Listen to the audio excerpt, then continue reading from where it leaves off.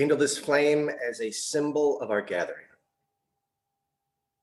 May the light of understanding illuminate our darkness, and may the warmth of sharing bring us peace. Good morning. Hope you're all well today. I'm Reverend Ron Phares, and I serve this congregation, North Shore Unitarian Congregation. This is our Sunday service. This month, we are reflecting on stories. Now, next week, we'll be talking about spellcasting, and we'll be talking about specifically the components of a worthy spell, and then actually maybe trying to run one. So that should be fun. This week, we're looking at the bigger picture. Spells are kind of applied or projected story, after all. And so for the purposes of this week, I've sort of come to view stories as beings in and of themselves. Yeah, they guide us and they shape us. And sometimes they shape us so much that it feels like we are their tools and not the other way around. So in this way, you can kind of see stories as angels or demons. They possess us. They lead us and call us in or out. Sometimes they can even deceive us. At other times, they uplift us, inspire us. Some are skilled and some are less so. Occasionally, they run black ops, silently operating in our social and psychological systems beyond our awareness, exerting influence over our lives nonetheless. So for the purposes of this reflection, I want to think of stories as coming in three broad categories: the personal, the moral, and the cultural. Perhaps these three levels fit the integral theory map we reflected on a little bit last week. So the personal stories, those are stories that you or your ancestors experienced. They are localized histories that have taken on the status of myth and are passed through your family or local system. So that's personal stories. Moral stories are more communal and may or may not have roots in lived history. This is a realm of fairy tales and myth, foundation stories, fictions, fantasies, some histories, and parables. So that's the level of the moral story. Then there is the cultural or meta narrative. So this is the narrative backdrop against which all the other stories take place. It is the unseen frame or lens through which we view the world. Now, unlike other stories, this one doesn't necessarily have the setting, rising tension, and resolution structure. Or if it does, it is at a scale that is difficult for us to discern, except when we, or in the fullness of time, approach its edge as it comes to its natural conclusion or encounters some internally or externally generated boundary breakdown, incoherence, or inadequacy. So we'll explore each of these in brief and in turn. And in fact, you'll notice this morning our music will progress through similar levels. But first, I'd like to bring in our Service Associate for the day, Rebecca Lindley, to share a story with us. Rebecca, could you tell us a story that lives in your family, either from your ancestors or from your own life, a story that has shaped you? And so, without further ado, I give you Once Upon a Time. Thanks, Ron. And good morning, everyone. Stories. I love stories. I think Brene Brown says stories are data with a soul. And I love that because I think there's so much meaning and value we can convey through stories. I wish I was a better storyteller. When I'm around people who tell them so well, I often think that's a skill I'd like to work on. So your question I loved. And I thought long and hard about it. And I do want to share a story with you that has very much brought me, meaning and awareness in my life. And funny enough, this ties back to something that I spoke about as the Service Associate back in November. So in November, we were talking about spirits and about people who live with us long after they're gone. And I told the story of my Auntie Pat and my maternal grandmother, my Nan Riley. And I told how they had a lifelong friendship. My Nan was a very proud, stoic woman who really taught her family, raised them to believe things were just so. And my Auntie Pat, her very best friend for their whole life, was really different, was a kind of rounder, gentler, softer soul, jovial. But they were best of friends. And although they lived their lives apart for most of their adult lives, they often tried to see each other and were voracious pen pals. And it was quite a friendship that always lived with me, these two strong-spirited women. But as I said in November, we never knew the story of how they met. And so I'm going to tell you a little bit about how the story of how they met. But the relevance to me is not so much the story, but the secret behind the story. Now, I'll pause for a second and I'll come and explain something and then come back to the story. When I was growing up, I had two British parents, and in my household, we had the expression, that's naff. And I just knew it from a young girl, like any other word. It could have been a word like cool. And naff meant kind of not so great.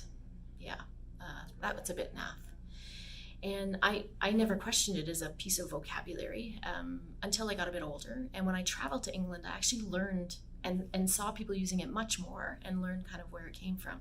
So the original word is NAFI, which is Navy, Army, Air Force Institution. And it was an organization created by the British government in 1920, I think, to support military bases wherever they were.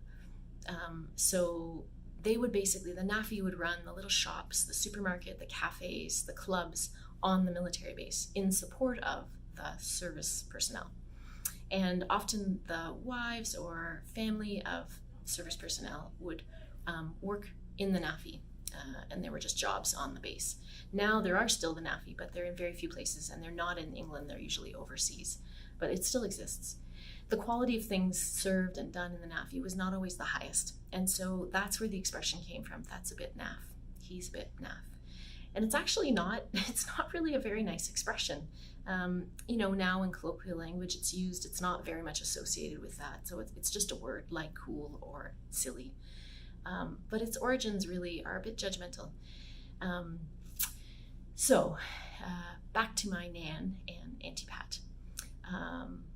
In the year after my Nan died, my mum visited Auntie Pat. So my mum, my Nan's daughter, visited her. And in their conversation said, Auntie Pat, are you ever going to tell us how you and Nana met?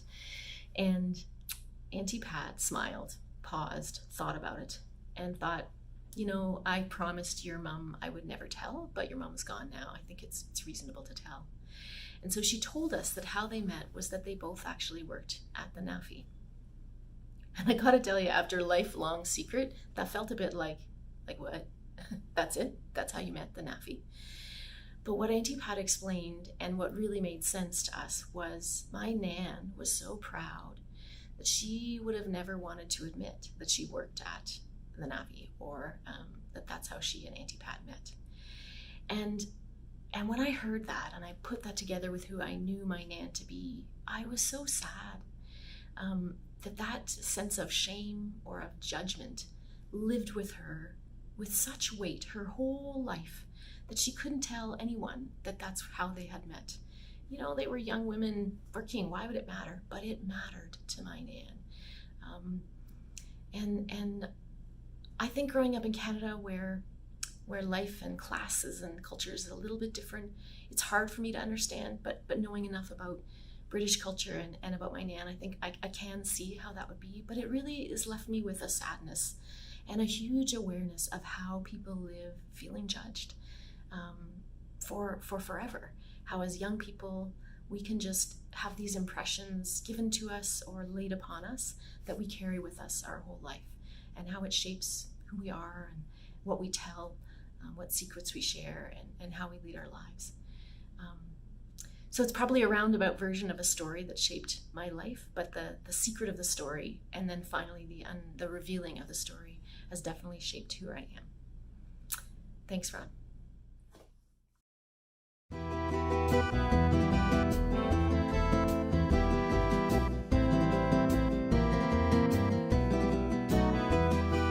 each child that's born, the morning star rises and sings to the universe who we are. For each child that's born, the morning star rises and sings to the universe who we are. We are our grandmother's prayers, and we are our grandmother's dreams. We are the love of our ancestors. We are the Spirit of God. We are mothers of courage and fathers of time. We are daughters of dust and the sons of great vision. We're sisters of mercy and brothers of love. We are lovers of life and the builders of nation. We're seekers of truth and keepers of faith. We are makers of being and the wisdom of ages. We are our grandmother's prayers, and we are our grandfather's dreams. We are the love of our ancestors. We are the Spirit of God. For each child that's born, a morning star rises and sings to the universe who we are. For each child that's born, a morning star rises and sings to the universe who we are.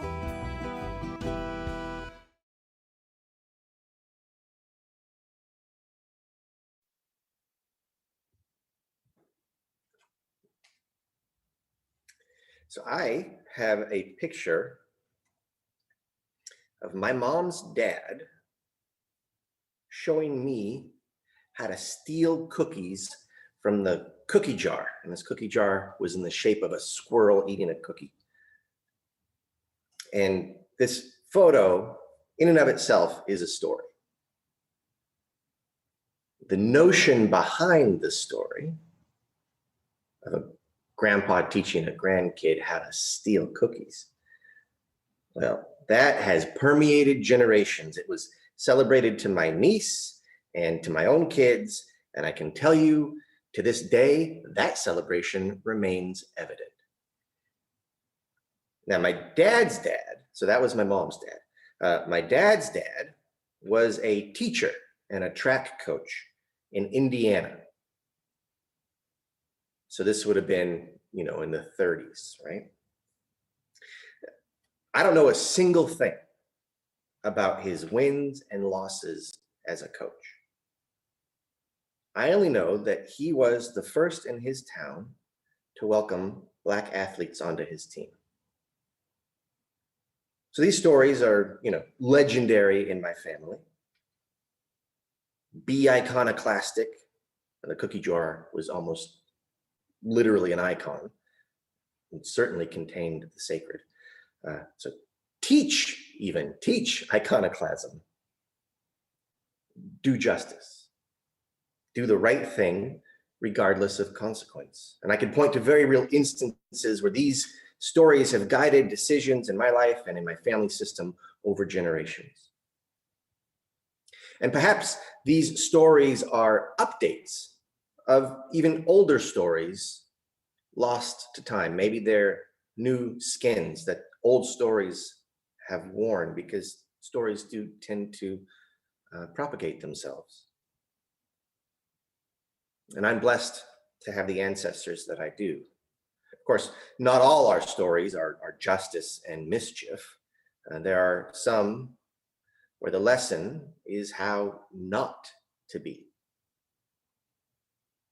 Now, I'm sure that you have your own family stories passed down through the generations, and we just heard one from Rebecca. These stories have shaped your life and continue to guide you. Stories trickle through our family systems and alter the lives of the living, and even the stories that we only whisper do this also. So, the uncle who did something taboo, or the great aunt who floundered.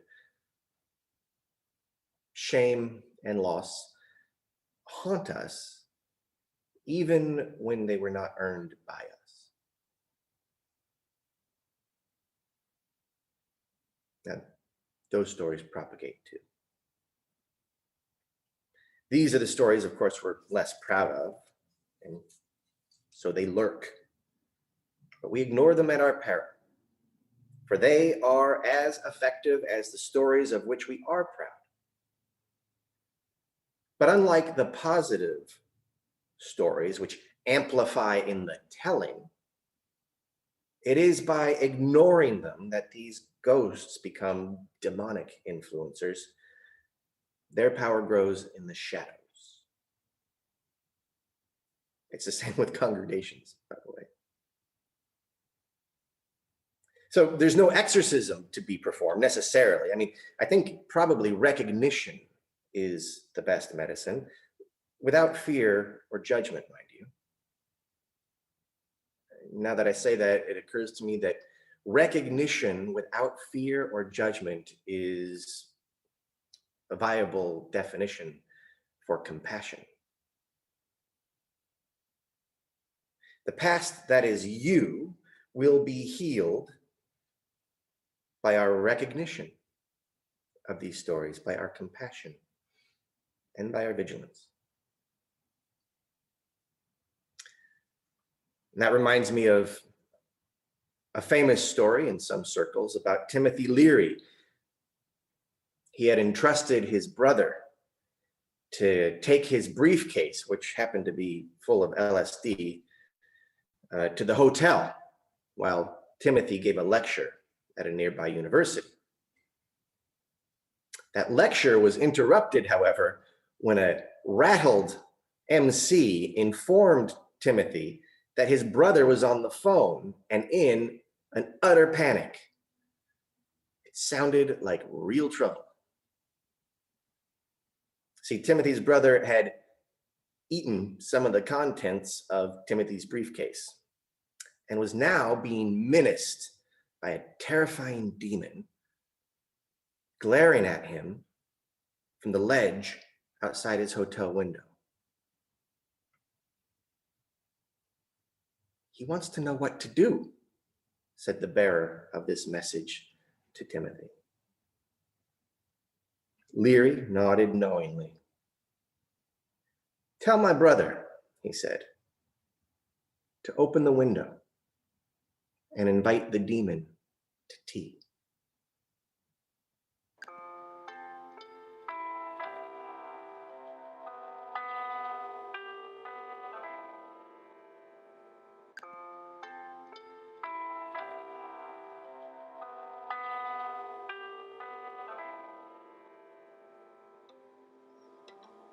Morning waiting to embark, holding hard against the dark.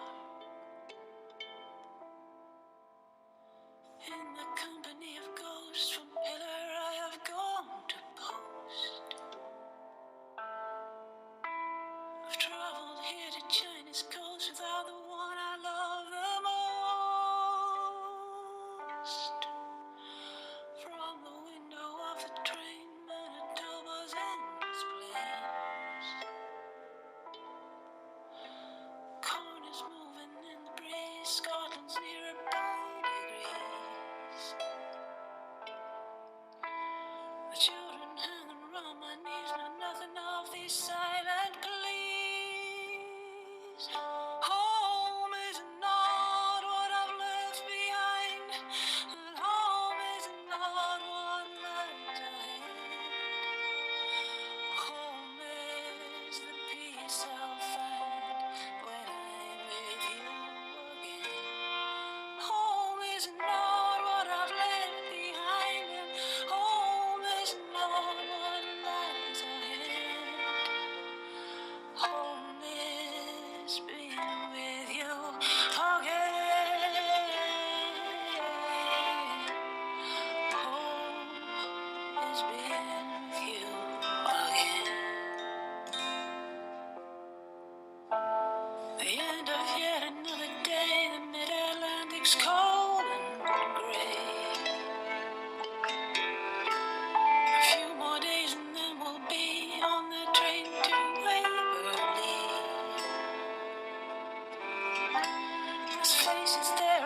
to see, but not the one that waits for me. Home is not what I've left behind, and home is not what lies ahead. Home is the peace I'll find when I'm with you again. Home is not what I've left behind, and home is not what lies ahead. Home is being with you, and I know you're waiting for me. You're waiting for me. Yes, you're waiting for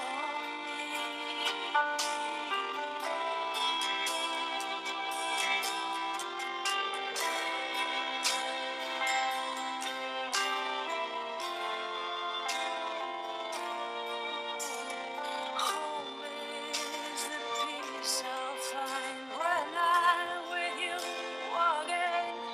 Home is not what I've left behind, and home is not what lies ahead. Home is being with you again. Home is being with you again. Home is being with you again.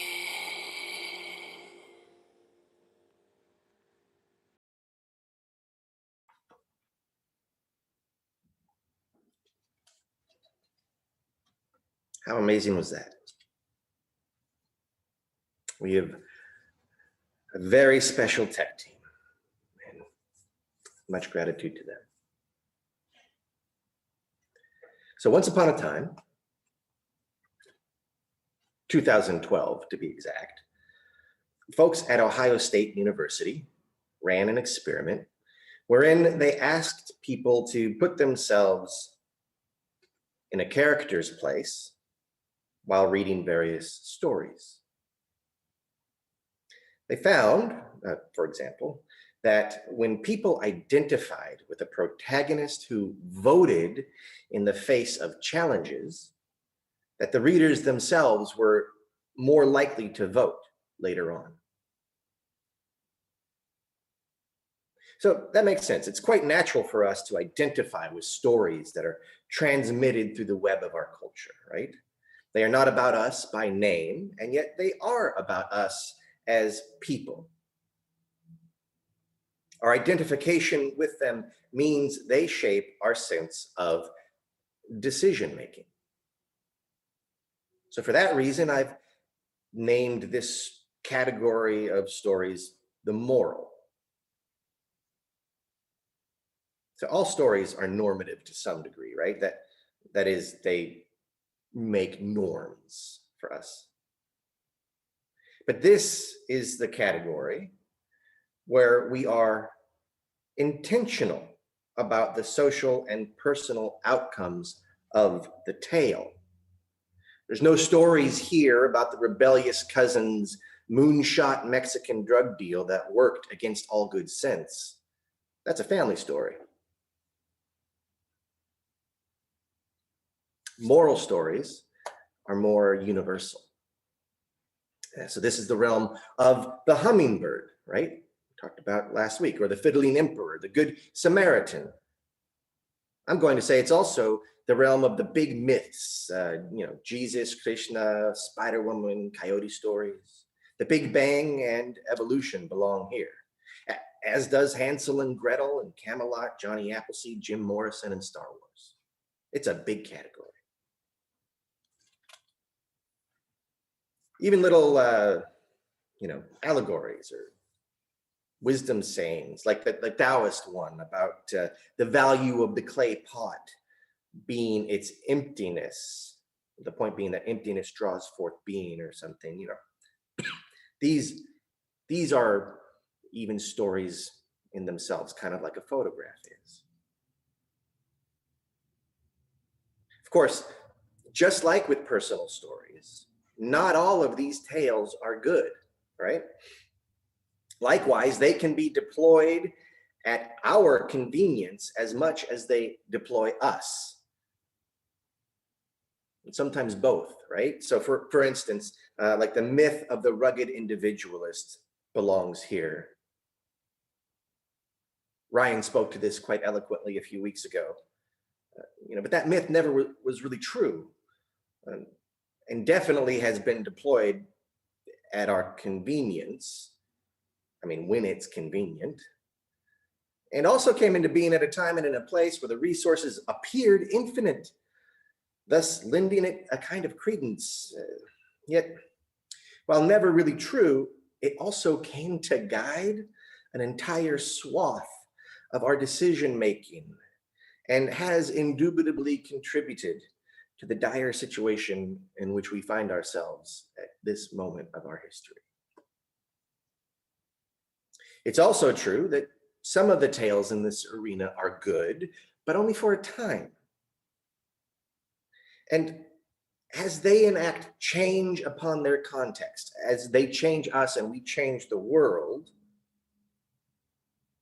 as they change the very fabric in which they are told, they must themselves change or become toxic to the very context they created, because they keep speaking to and wanting to maintain the homeostasis that existed when they came into being. So that's kind of a callback to last week's reflection. Pretty much every story with a title belongs in this category, and while many are wise, many are errant, out of date, or even malevolent, masquerading as principle. Of course, this presents a puzzle of discernment to us. When selecting or volunteering for and being selected by the stories we wish to speak to and for us, we must be discerning.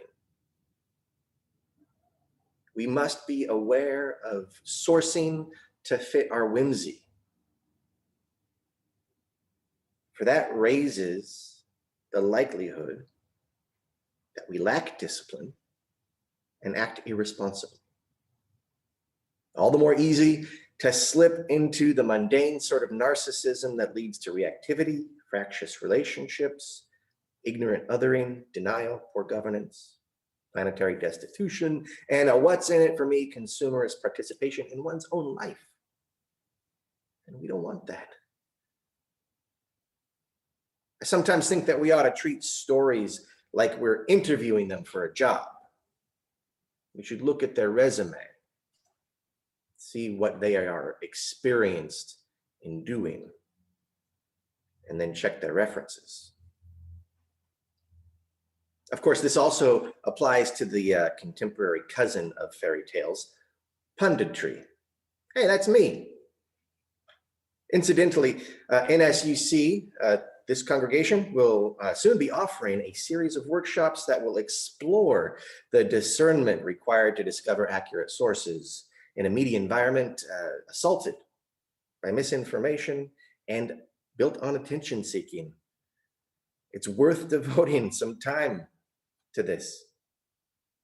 For as we have noted, our stories craft how we behave. Now, even as I say that, I'm reminded of that famous Princeton Seminary study. Maybe some of you have heard of it. It took place in 1970. They gathered a bunch of seminary students together, people studying to be ministers, and told them each to prepare a presentation. Half were told to preach on the story of the Good Samaritan. You're familiar with this story, right? Half were told to present on the kinds of jobs that seminary prepares people to perform. That's a short sermon. Anyway, they were sent one at a time to different buildings across campus to deliver their talks. Some were told that they would get there on time. Some were told they were running a bit late. And some were told they needed to be there like right now. They were already late. Then the dungeon masters running this game put a man asking for help and holding his stomach directly in their path. Some did stop to help this fellow. Most did not. And it turns out there was zero predictive correlation regarding the group that had been meditating on the Good Samaritan rather than their career. The one thing that made the difference in whether these students stopped to help or not was their understanding of how much time they had. So in apparent contradiction to all that I've been saying this morning, the showrunners here determined that narrative pump priming was not a factor in behavior. Now, I wasn't even alive yet. It was 1970. But if someone had asked me, I'd say that if they had thought about it a little more, they would have realized that their conclusion was flawed. In fact, what this experiment reveals to me is not that stories fail to impact us, but rather that a deeper level, a more fundamental, less conscious level of story is operating us. And while it is that story that has increased food supply and literacy levels and general wealth, it is also the story out of which we must now evolve. For snarling presently at the window, it has delivered us to the brink of personal, societal, and planetary ruin, while delivering that very apocalypse and toxic previews to untold millions on the way to now.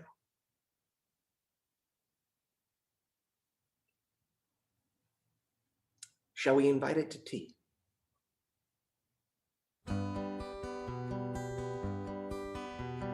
Listen, children, to a story that was written long ago, about a kingdom on a mountain and the valley fall below.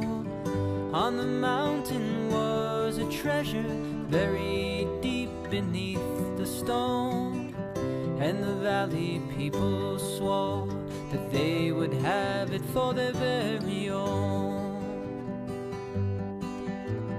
Go ahead and hate your neighbor, go ahead and cheat a friend, do it in the name of heaven, and you can justify it in the end. There won't be any trumpets blowing come the judgment day, and on that bloody morning after, one tin soldier rides away. So the people of the valley sent a message up the hill, asking for the buried treasure, tons of gold for which they'd kill. Came an answer from the kingdom, with our brothers we will share all the riches of our mountain, all the treasures buried there. So the valley cried with anger, mount your horses, draw your swords, and they killed the mountain people, so they won their just reward. When they stood beside the treasure on the mountain dark and red, turned the stone and looked beneath it, peace on earth was all it said. Go ahead and hate your neighbor, go ahead and cheat a friend, do it in the name of heaven, and you can justify it in the end. There won't be any trumpets blowing come the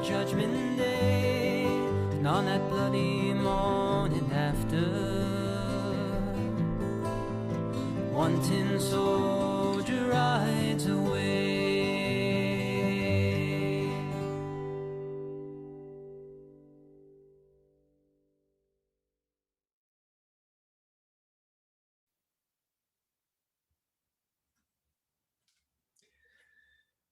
So we've talked about the personal stories, and we've heard a lovely, very personal song from Allison's family. We've talked about the sort of moral or ethical stories, and we've heard a song reflecting that just now, One Tin Soldier. And in that moral realm, we discovered some interesting experiments that people have run on storytelling and its power. And those curious Ivy Leaguers that we were talking about towards the end there, they figured that the concept of time was more determinative of compassion than the meditation on a story about compassion. But of course they did. With all due respect, I'd like to make a counter argument. In my view, what those folks missed was that the deeper story overrode the ethical story. So the meta story overrode the moral story. Indeed, the Good Samaritan told by the Nazarene was a story counter to the more fundamental narrative at play. Even then, yes, there are deeper stories than those conveyed to us by allegories embedded even in religion. There are deeper stories against which and in which religion arises. Now, these are the largely subconscious stories that convey, I think, how we conceptualize the self and the world, and whether or not there is a difference between those two things. I think that our story has long held that there is not only a difference, but a separation. My favorite philosopher, Charles Eisenstein, has noted that we exist in the story of separation. The story of separation sees all as other. Everything. Rocks, trees, eco-ranges, races, individuals. Its remedy, according to Eisenstein, who riffs off of the Buddhist teacher Thich Nhat Hanh, is the story of interbeing. Not separation, but interbeing. The interdependent web of existence. The interdependent web of self. Or, as I like to say, I am of thee, you are of me. The of is important, really important, by the way. We're not one thing, but we are codependent on each other, on the world, mutually co-arising. E pluribus unum, out of many one, a multitude of notes, one harmony.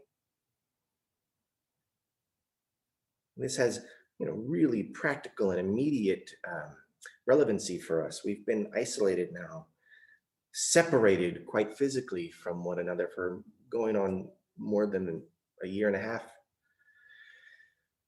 There are those of you out there who are living alone, and I know how hard this time has been for you. And I can't help but think that if we had a different story of interbeing, not only might our institutional response to this dilemma have been different, but in fact, you may have never felt alone. Because the lens through which you look would have seen your interwovenness with all that is around you. Interbeing allows for and encourages, by the way, individuality. Otherwise, we'd all be just one mass. Whereas the story of separation paradoxically encourages individualism, but if you look closely, you'll find the paradox is that it actually, in encouraging individualism, discourages individuality in its pressure to conform so as to win the game that separation produces, which is reductionism, necrophilic materialism, zero-sum thinking, and power over systems of domination and oppression to secure a false freedom for the separate one. Separation is the subconscious worldview that causes people to step over the wounded on their way to deliver a sermon on helping the wounded. It inspires self-interest and success above all. More toys wins and is time obsessed. As Eisenstein has noted, scurrying from one thing to the next, servant of the schedule, the modern human never feels quite sovereign. Where interbeing yields sovereignty through connection. The individual of the separation paradigm is always a slave. This is the spell that we are all under. And we need a new spell. Last week, I suggested that the thesis-antithesis dynamic of modernism and postmodernism needs to produce a synthesis. It is admittedly oversimplifying the matter to limit the ingredients of that synthesis production to those two worldviews. I imagine the so-called pre-modern perspective has much to bring to the birthing of a new paradigm. After all, what interbeing will do is eventually reanimate the world. Our sense of self will be entwined with what we see, and we are alive. And so the world will be alive. And the pre-modern has some wisdom and guidance in that field. As my good buddy Eisenstein writes, excess materialism is not the problem. We actually need to be more materialistic, not less. That is, to hold matter sacred in all its forms, especially its living forms,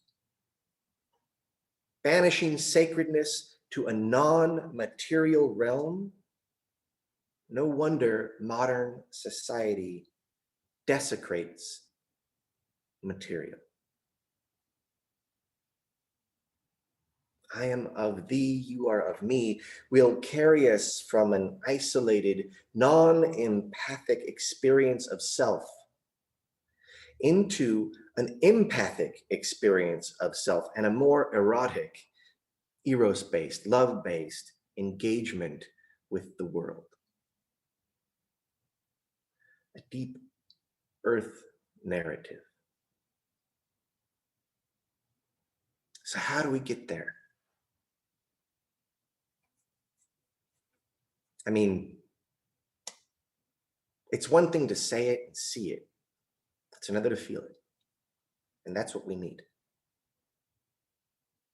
I suppose one step would be to recognize the stories that are operating us, to check out their resumes. And then, I think there are techniques, there are methods of cultivating this new and ancient story of interbeing.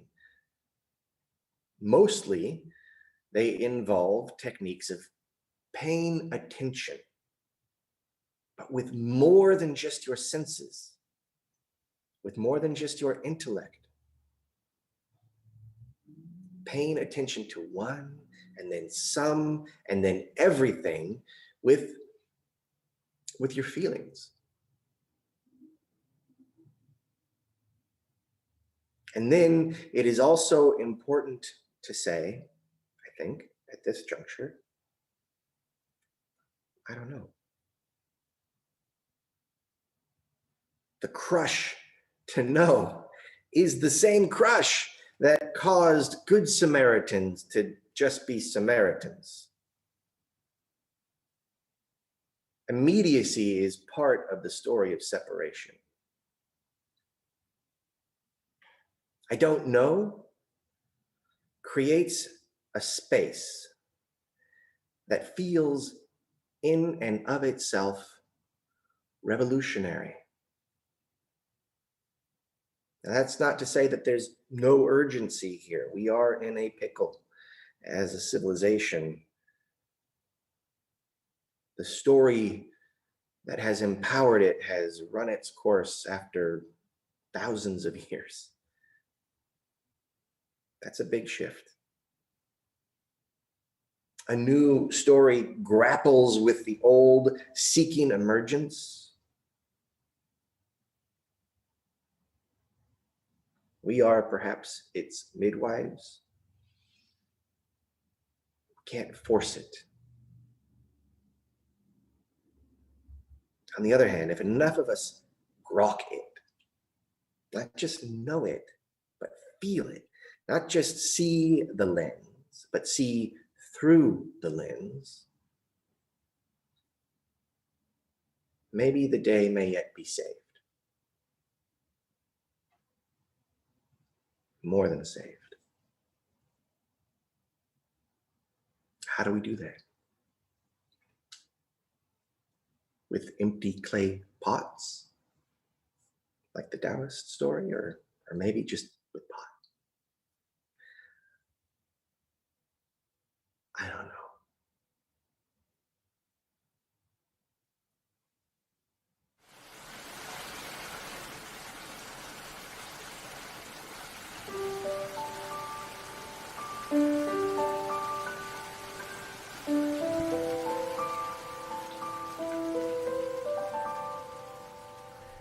I dreamed of rain and the rains came, soft and easy, sweet.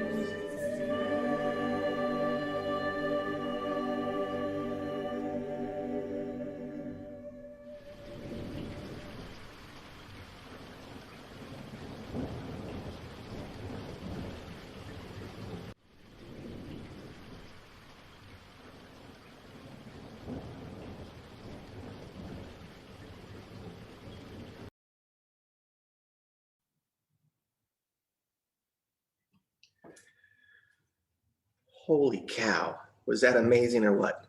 Next week, I'm going to talk about how we need some more wizards in the world, but I can see that we've already got some in this congregation, as Allison is clearly a wizard.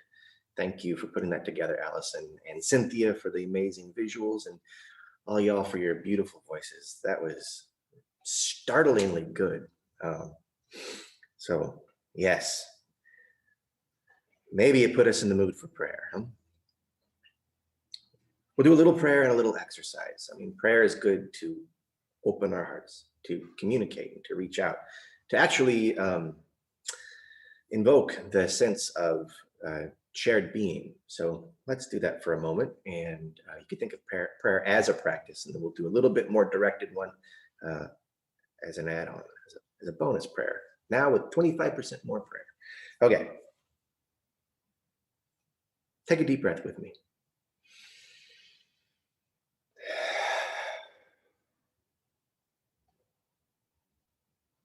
Really settle into where you are right now and see if you can identify the feeling of the air on your forearm, or maybe on your earlobe. Really get into the now. As we offer our prayers from this beautiful land, this spot that has been curated and cultivated and has nourished people for thousands of years, the people of the Squamish and Tsleil-Waututh nations. We recognize their stewardship and are so thankful to be here in this beautiful place. We say to the sun, thank you for your light, for giving us this glorious day, for making things grow. And we say thank you to the earth for giving us a medium through which to be. Thank you, water, for life, for that gift. We thank you, air, for spirit, and for touching all of us, the medium of our connection. Today we pray for a new vision to take root in us, that we might grow it over time with patience and care and tenderness and attention, that we are interwoven with everything.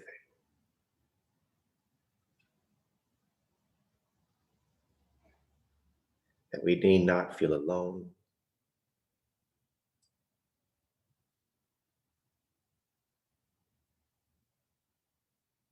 For we are in constant companionship and interbeing with all we perceive, with all we sense, and with all we feel. That our being extends, and that other being extends into us. That we are in a shared space. And that we pray that this lens is creative, regenerative, and enables this planet and its populations to thrive.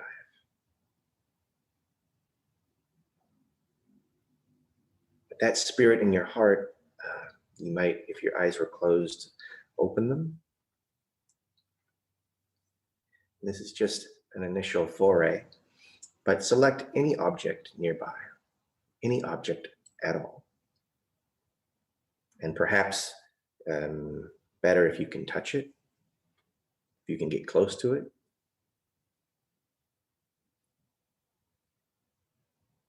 Really study it for a moment. Bring all of your senses to bear.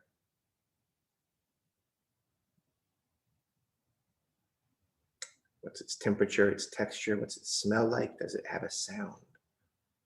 course, what does it look like? What are the details of it?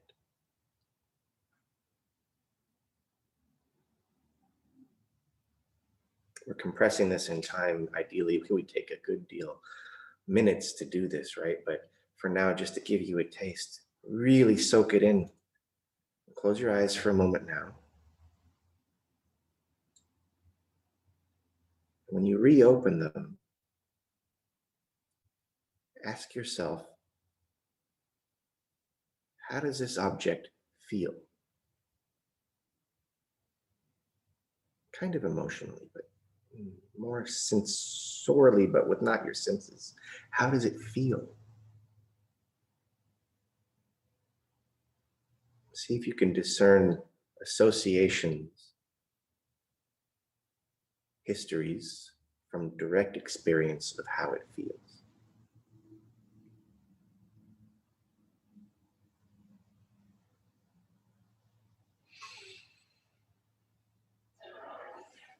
That's your assignment. And with that, I say amen, amen, amen.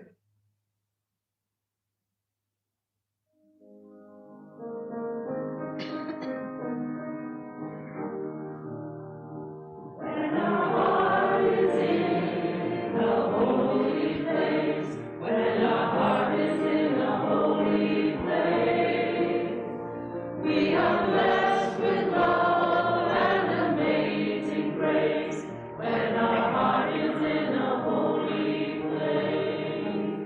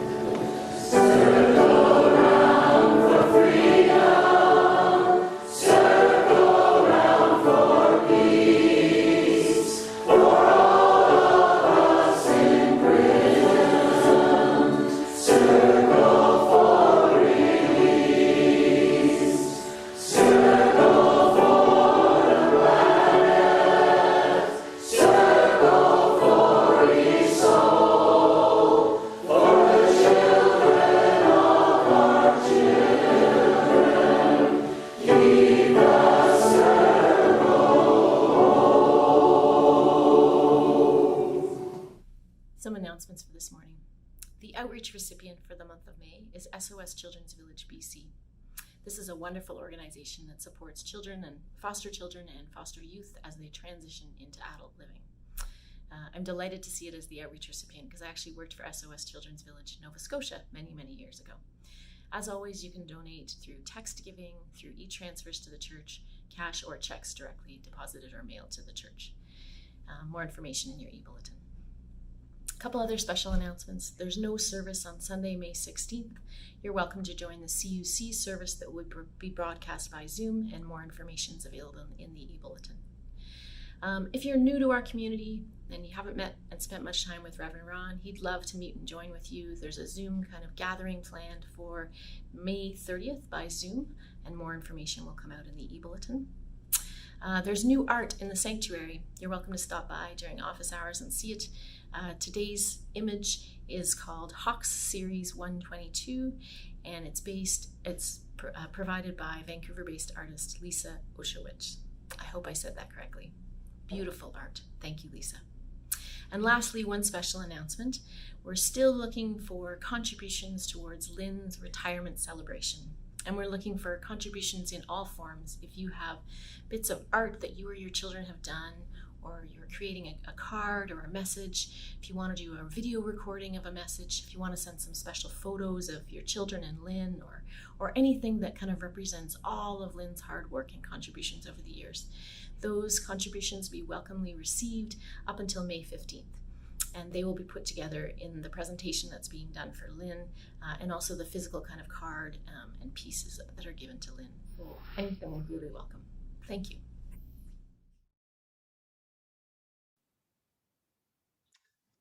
Forgive the hiccup there, folks, and thanks for your patience. Let's extinguish the chalice. We extinguish this flame, but carry with us the light of vision and the warmth of hope.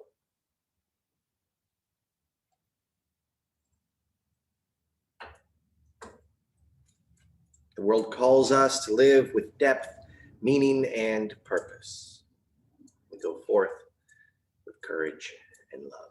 And now, if you would, if you're so inclined, please rise and embody your spirit for the benediction.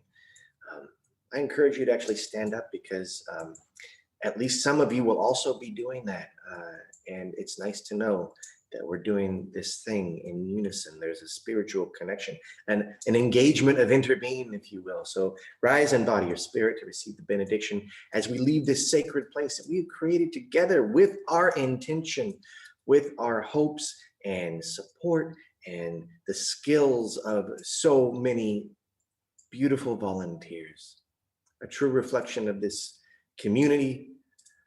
Let us leave this place seeking and cultivating a new vision for the world, a new lens to see it through and experience it through, so that we will never feel lonely, and neither will the trees or the rocks or the rivers. Let us go in peace, and let us go with music.